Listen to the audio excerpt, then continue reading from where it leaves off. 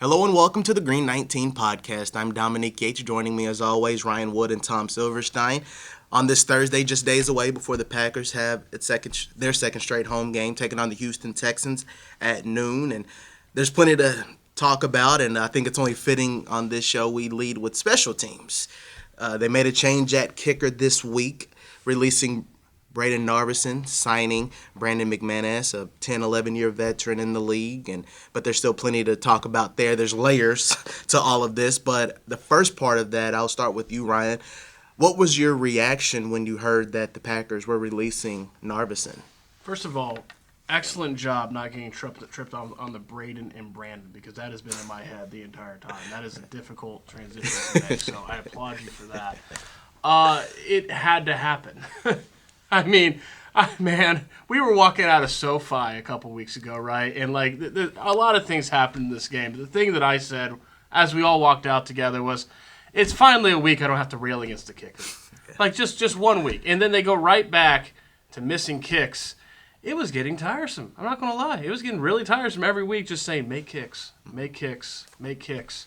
And if it was getting tiresome from this perspective, oh, my goodness. I can't imagine what must have been going through Brian Gutekunst's mind when he sees another 44-yard kick, a kick that has to be made, sail wide right against the Arizona Cardinals.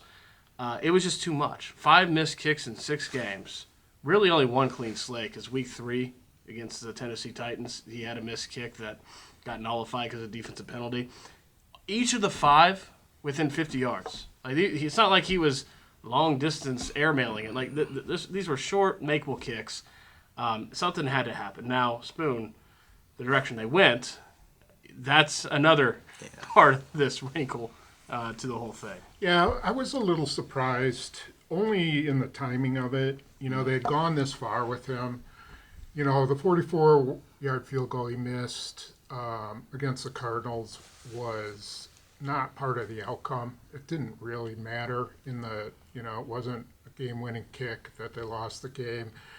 But, they might have seen things in practice that he wasn't correcting or something like that we don't know about. I kind of feel like it was a little bit of a panic move. It felt like a panic move.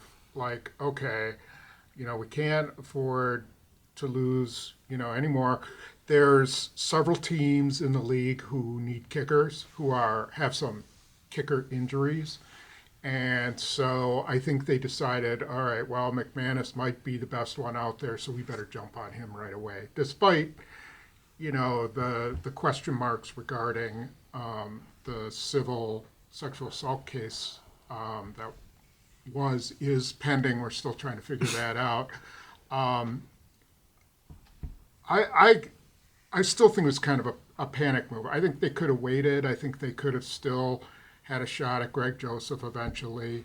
The guy who kicked for the Cardinals, who was outstanding in Lambeau Field and had a good workout, Chad Ryland, he's going to be available at some point when the Cardinals get their kicker back. It just showed like San Francisco went and got Anders Carlson and put him on their practice squad because they lost a second punter for a little while. So I think the Packers said, oh, God, all these kickers are going down. We better do something. We better take the best one. And I just don't know if they, undercut their ideals by signing him. Yeah, that's kind of the question, right? Does it feel like a desperation move by bringing in this guy? But for you, Ryan, on the flip side of that, just bouncing off what Spoon said, thoughts on it, them going into the direction with McManus? It is a desperation move. You could totally sense the kind of sinking foreboding of being in the same exact spot they were in last year and being desperate to not let history repeat itself, right? Because a year ago, all season, everyone knew what we knew this season. They had a problem at kicker. It was a problem at kicker. And they didn't do anything about it. They rode Anders Carlson all the way through, and he misses a huge kick in the fourth quarter of the NFC Divisional playoff round in San Francisco that has a very significant, not the only reason their season ended prematurely, but a very big part, very big reason why it did. Brian Gutekunst wasn't going to let that repeat itself. He couldn't let that repeat itself. He did the thing he had to do. They had to make a move. Now, decisions made in desperation are not always good decisions, and that's where, in life and in football. So that's where, if you're the Packers, they brought someone into their locker room he's attached to some very, very severe, significant distractions, right? The legal case for Brandon McManus, according to his attorney, Brett Galloway, has been resolved. Court records show that the case is still open, but it has been resolved. So it is trending toward being closed. With that said, this is a situation that teams ordinarily would want no part of. And it takes some very clear desperation to attach yourself to what Brandon McManus has been attached to through accusations and allegations for the past several months. What were your takeaways in the conversation with Brian Gutekunst as well as McManus in the locker room? The Packers essentially attached themselves to the NFL investigation without doing a lot of their own diligent work. Brian Gutekunst had a conversation. Brandon McManus said that he first heard from the Packers Monday, the day after this last missed kick from Brayden Narveson. So it's very easy to see, okay, that was the final straw. You can't let this repeat itself. It's going down this same exact slope. It has to be stopped. Who's available? And Monday, Brandon McManus said that he first heard from the Packers. Was in on a visit Tuesday. Brian Gutekunst said Tuesday night he spoke with Brandon McManus. He gave no details of what that conversation had, including he was asked point blank if he asked Brandon McManus about the allegations, and he did not answer. He didn't answer. So he gave no details on specifics regarding the conversation, merely said it was a very good conversation. It doesn't, the NFL's clear Brandon McManus, and his civil lawsuit has been resolved. So those two things needed to happen before he could join any locker room in the league, right? But as soon as that happened, and this is very recent that both of these hurdles were cleared, as soon as that happened, the Packers, in their desperation, added him to the roster. What bothers me about it is that there's been no reference to him being totally innocent, at least in most recent. I know his attorney in the early going, said it was a shakedown. But, like in the case of the punter Matt Araiza, who was with Arizona, I think, he got charged with rape, a gang rape. Eventually, the police, through their investigations and witnesses and everything, deemed that he wasn't at the house at the time it happened. And so his agent was he sent it to me because at the time the Packers needed a punter and he couldn't understand why they wouldn't even look at him. And, total open, sending the police reports out, sending, the court case, everything that, exonerated him from at least this illegal act. He didn't deny that this guy had sex with her earlier, but he was not there at the time that she said she was gang raped. Anyway, that's why isn't his agent or his attorney putting that kind of stuff out? Like, even if it's a civil case, I know a civil case, you got to be careful because you can lose a lot of money.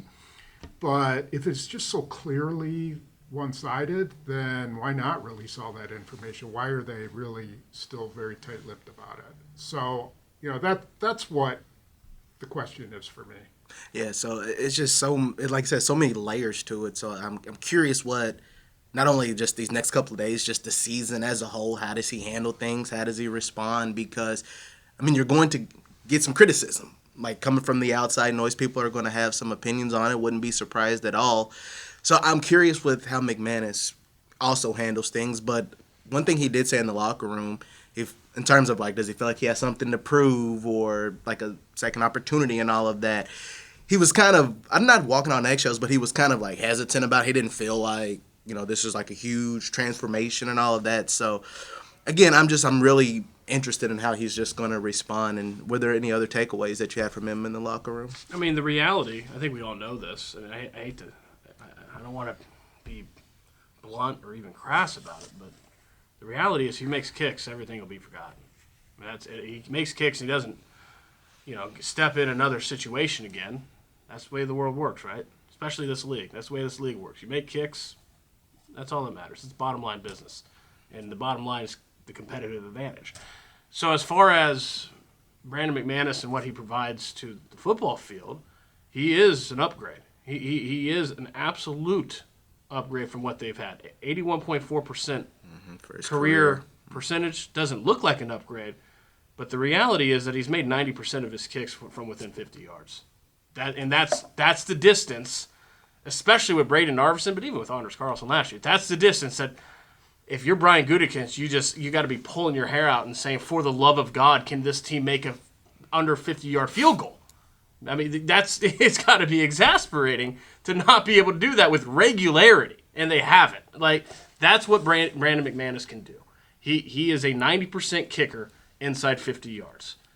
That is an improvement. So if he makes his kicks, that's in time. That's what's going to be focused on. But it's a privilege to play in this league. It is not a right. It is not. It is a privilege, and you often see people that have the type of accusations levied against Brandon McManus lose that privilege, and here he has a second chance. Here we are heading into this week against the Texans. So, again, there will be plenty of eyes on that. So, let's move along. Let's talk more about just this Packers team and getting ready for Houston. As far as with, you could say, the offense, it's kind of like two parts with the offense, defense, plus with some injuries.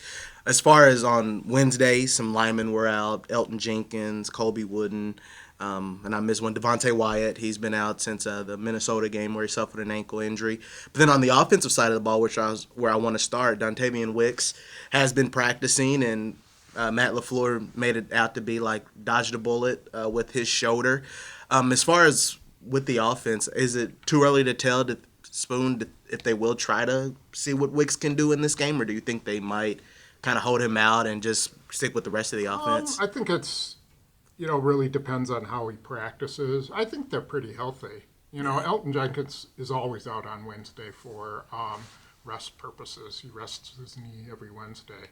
So that's not really an issue. Other than Wicks, they're banged up a little, but who isn't?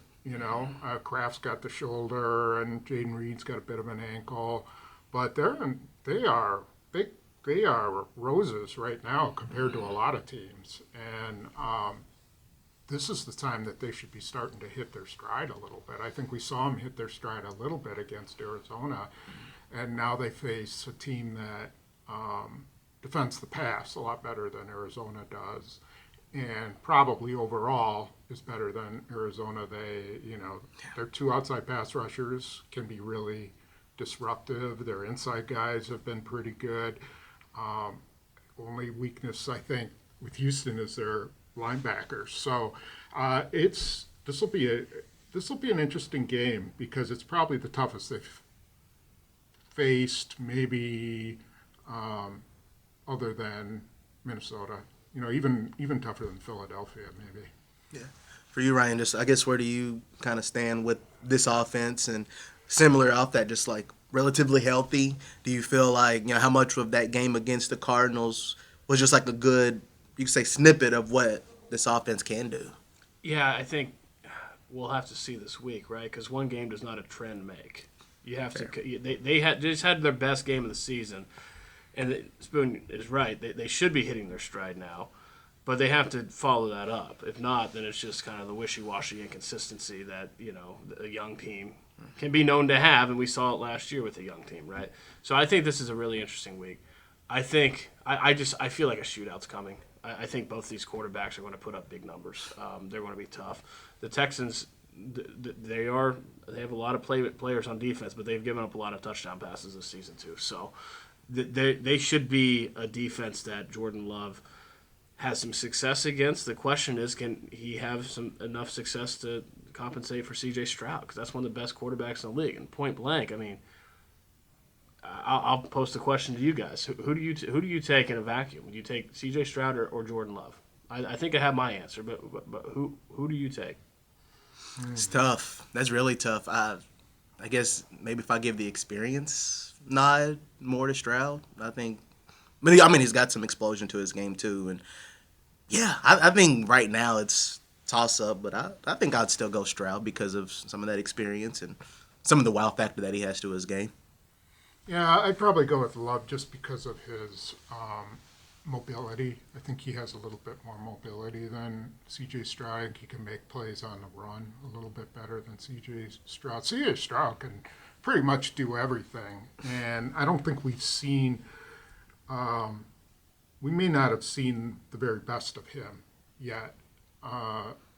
That's with time. Right now, they're following a very similar trajectory.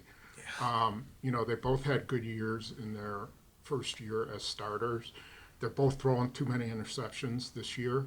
They're putting up okay numbers, but they're throwing a lot of interceptions.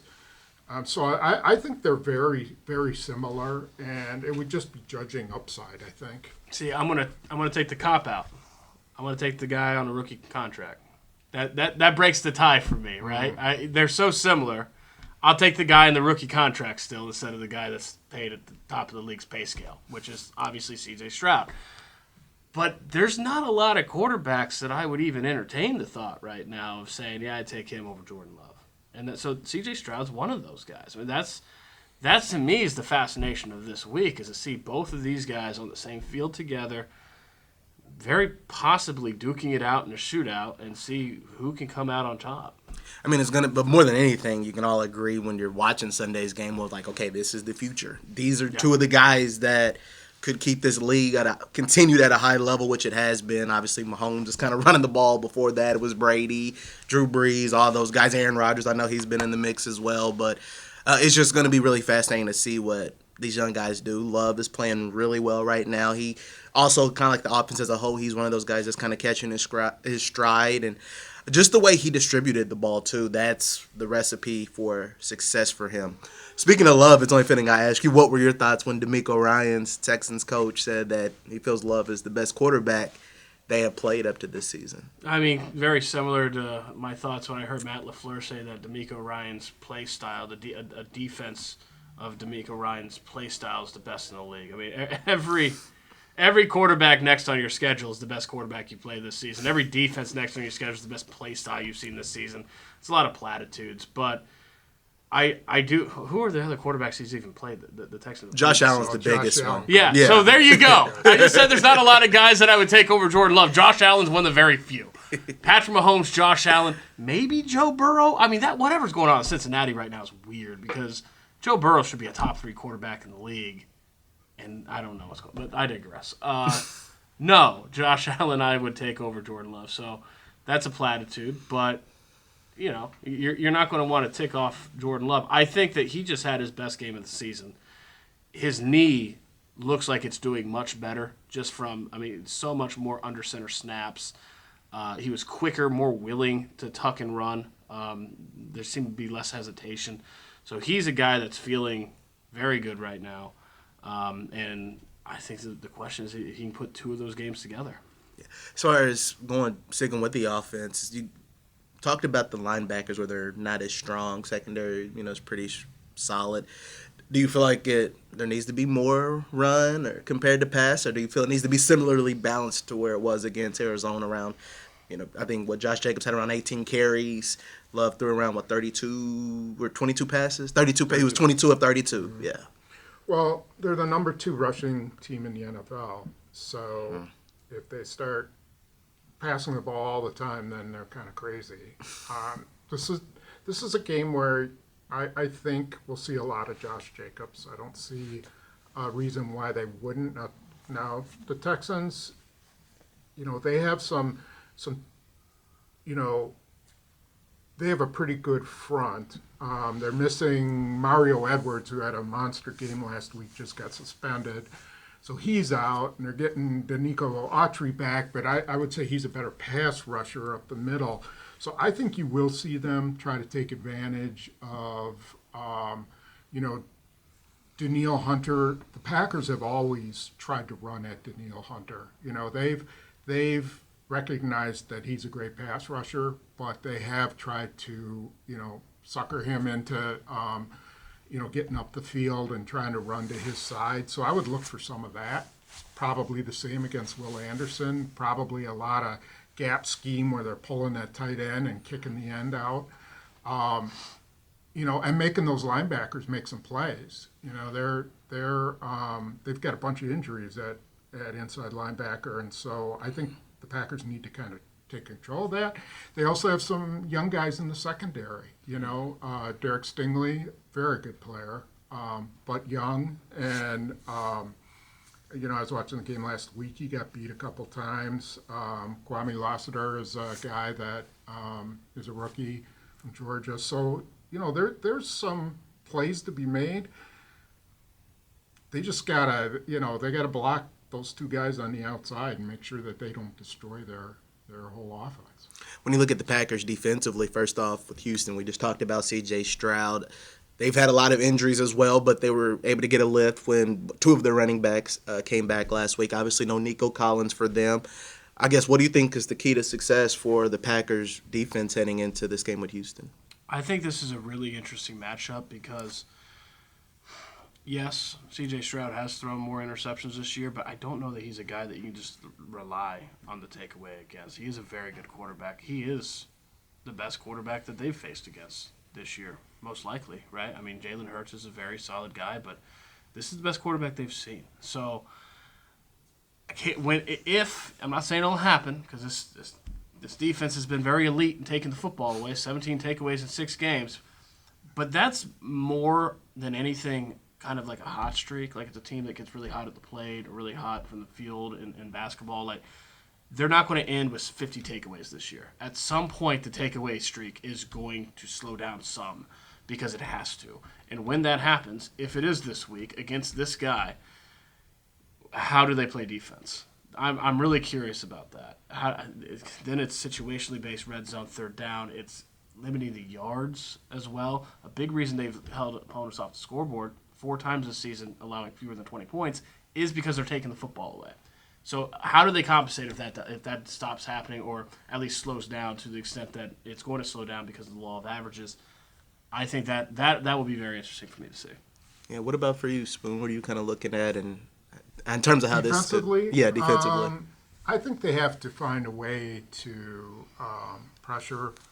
They got to pressure Stroud. They've got an offensive line that Texans they spent a lot of money on, and they got a good left tackle, and the way the Packers have been rushing the passer, they can't let Stroud sit back there and carve them. They're really lucky that Nico Collins is not playing because he was just dominating, and he and Stroud have a great chemistry together. But they got to get after him. They can't let him stand in the pocket and just tear them apart, because it'll be a really long day. So Hafley has to figure out a way to get after him. Yeah, I guess on the flip side of that, how did the D-line kind of navigate not having Devontae Wyatt once again? Same as before. They miss him. He is disruptive. And there's really nothing new. Colby Wooden actually played pretty well in his, filling in for Wyatt. I think it's going to have to be pressure. I think they're going to have to bring pressure. I think they're going to have to bring more than 4 a lot of times, and that's going to be an issue. If Stroud can get rid of the ball quick and he's got a decent tight end, Alton Schultz can catch the ball. He'll throw it quick to his receivers. But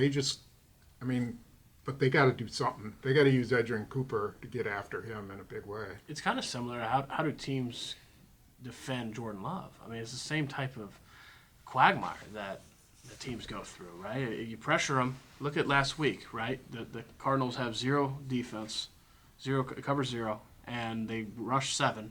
There's an unblocked rusher right in Jordan Love's face, and he makes a play, right? Like, that's C.J. Stroud's the same type of guy. Like, he's how do you pressure him? How do you get after him? What kind of blend and mix between pressure and coverage and varying your looks, trying to come with some unscouted looks even though it is week 7. All those things that defenses, D'Amico Ryans this week is wondering about Jordan Love. The Packers are wondering the same thing about C.J. Stroud. I mean, that chess match is going to be very interesting to see. I'm curious, just Ryan said it a minute ago, in terms of where the QBs that the Packers defense has faced, where do you rank Stroud at? I would put him right there with Jalen Hurts. I think It's like 1A, 1B kind of? yeah, Jalen Hurts is a really good quarterback. I don't know. It's sometimes their offense is a little wonky, and I don't know what the deal is, but I know that he's a really good player, and he's been to a Super Bowl. So I would put them right there. Stafford too. I cannot, discount how good a player he is too. I think Stroud is an emerging player. I think he had a really good rookie year, but I think it takes more than 1 year to be, considered one of the better quarterbacks in the league. But I think he'll be right up there. And again, they gotta make him, kind of get disheveled like Kyler Murray was. Like Kyler Murray could never get into a rhythm.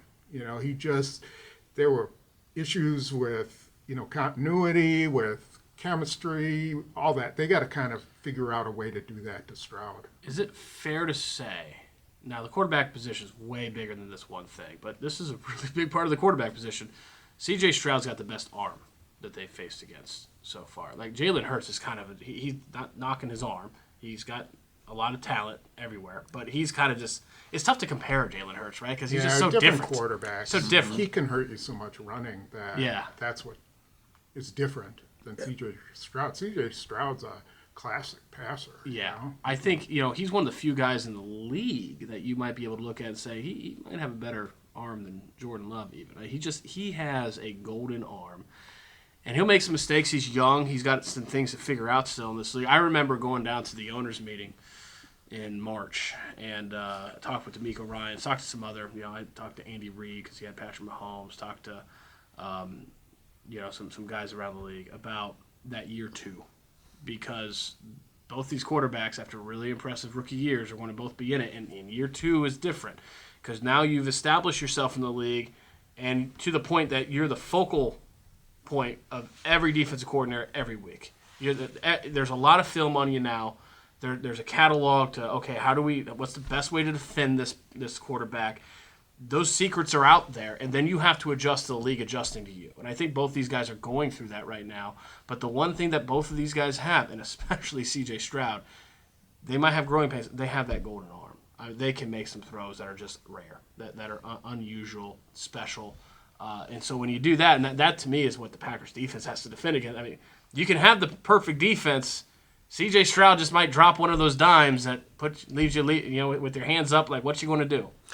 Yeah, it's going to be fun, and I think that's what's intriguing because through the most part throughout this season, the Packers defense has stepped up to the challenge of different quarterbacks, whether it was Jalen Hurts or even the 2 weeks with Anthony Richardson and Will Levis, Stafford, Kyler Murray. I mean, just the way what stood out to me, the way the defense in the game with Kyler Murray, it's like you knew Murray was going to try to run, he was going to try to get to the outside, they did a great job of just pursuit, contain, like the old school drills you ran in middle school, just pursuing the football.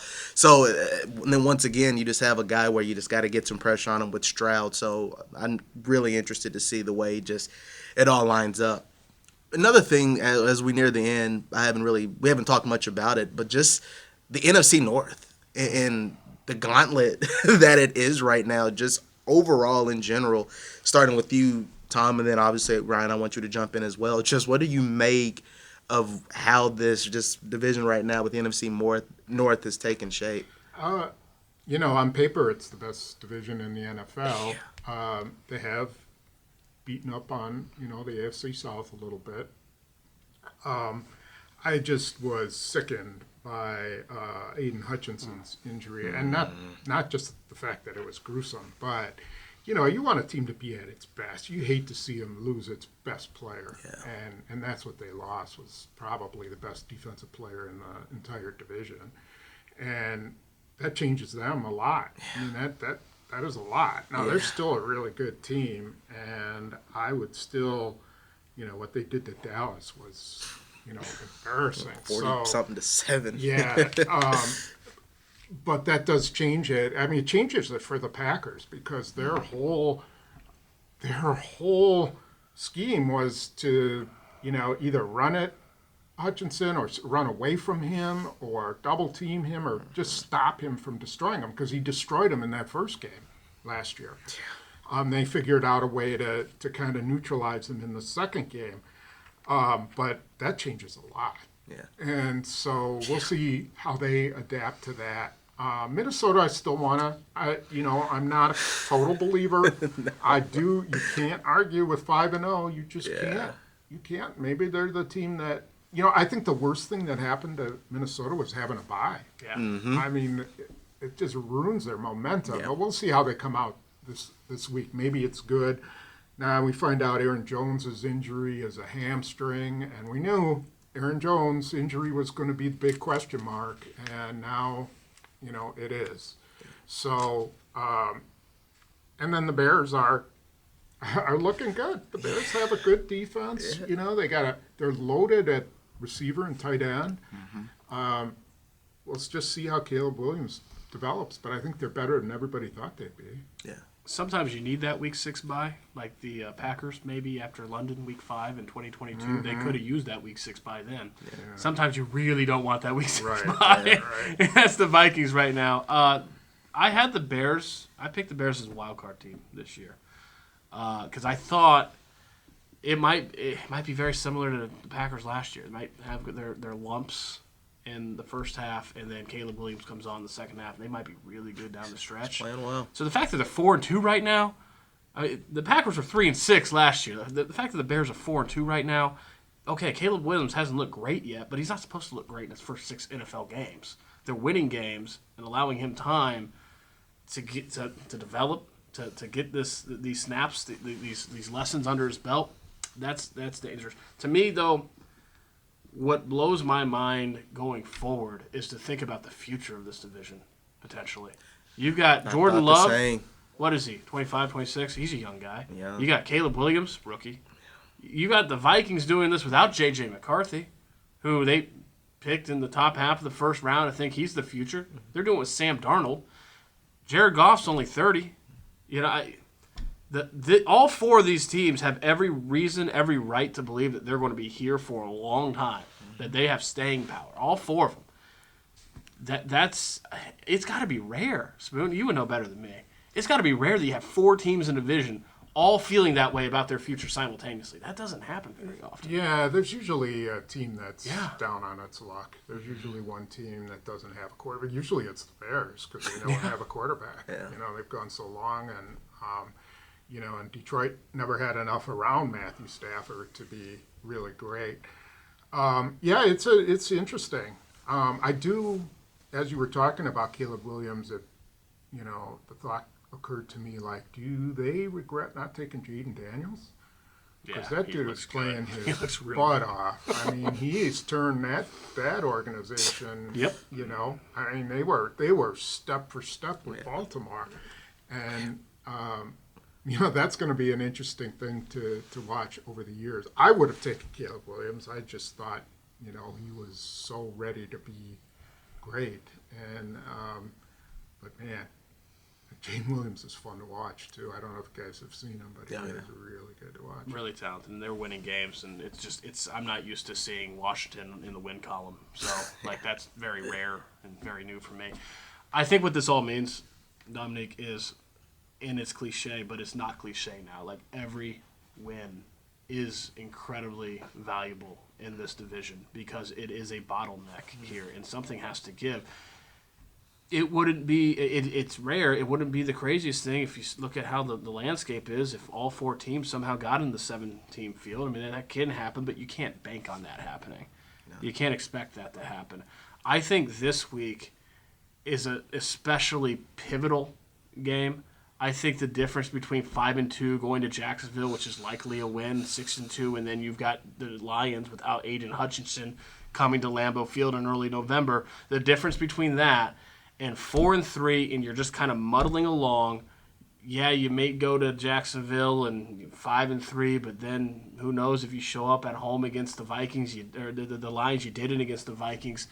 I think it's a pivotal game. It's huge to be able to build that momentum, but also kind of create some separation in the win-loss column, something that this team hasn't had a whole lot of since it started last year, right? And even the last year of Aaron Rodgers in 2022.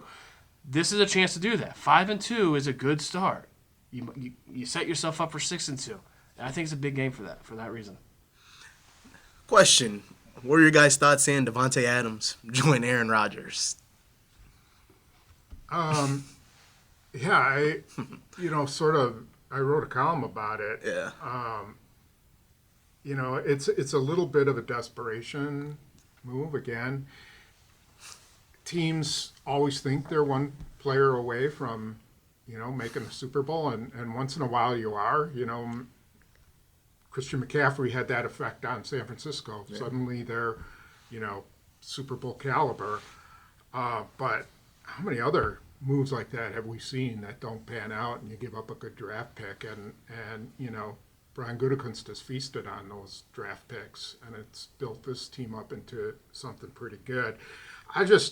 I would hate to be Garrett Wilson, because that dude is really good, and now all of a sudden he's lost his, ranking in the pecking order, and Davante Adams is going to be the king of that locker room. The other thing is, I just wonder, Aaron Rodgers had all this ability to dominate, the organization in the locker room because he was so great.